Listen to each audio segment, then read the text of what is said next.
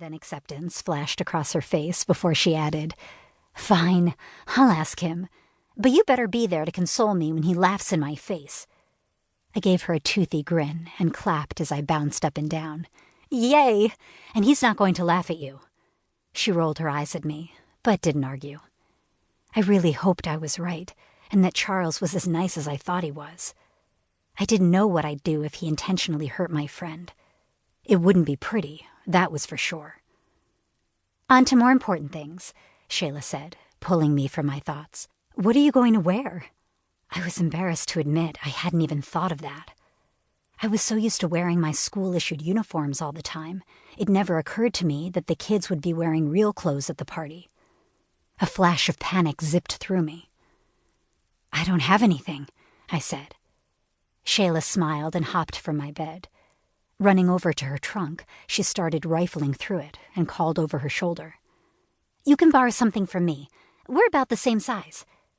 I started to argue, to say that her clothes would be too big, but my mouth snapped shut before any words came out. That might have been the case when I first arrived at the academy, as I was stick-thin, nearly to the point of emaciation, from lack of any real nutrition. But after several weeks at Oberon, getting 3 solid meals a day and regularly dipping into Shaela's stash of chocolate, my body had filled out. I had become a little self-conscious of my newly formed curves, but Shaela had assured me that I looked amazing, not chubby. A black sweater hit me in the face, and I held it up for inspection. My eyes widened as I held it to the side and arched a brow at my roommate. "Where's the other half of this shirt?" I asked. The sleeves were twice as long as the body, which, by my calculations, would put the hem about halfway between my boobs and my belly button. Nope and nope. "Come on, Dee," Shaela said, reading my expression. "At least try it on with these jeans." She threw the dark blue denim pants at me, adding, "I bet you'll look amazing." "I don't think so, Shaela," I said, my fingers rubbing the silky smooth texture of the jeans. I'd never owned something so well made. My clothes had always been cast-offs, things people had thrown in the burn bins because they were worn out or damaged. And they'd mostly been men's articles, thanks to my towering height. Towering by human standards, that is. All Fae were tall, so at Oberon Academy I looked just like everyone else.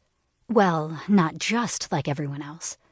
Where all the sylphs were some shade of blonde, my hair was dark, and where they had bright, colorful wings, mine were black. I was different because I was only half sylph. My other half was Zephyr, the race of dark Fae that had been plotting against the humans for centuries. They had put their plans into motion by saving the planet and making the humans forever indebted to them. I was half dark, half light. A freak. The only one of my kind, since sylphs and zephyrs hated each other and would never be together. Well, except for the one time it happened, and I was the result.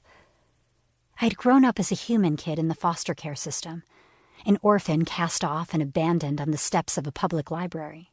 I had no idea if my parents were even alive, and I'd probably never know who they were and why they left me alone in the world. "Earth to December!" Shayla's words snapped me out of my thoughts, and I shot her an apologetic look. She crossed her arms over her chest and huffed. "Just try them on, please," she begged. "If you hate it, then I'll find you something else."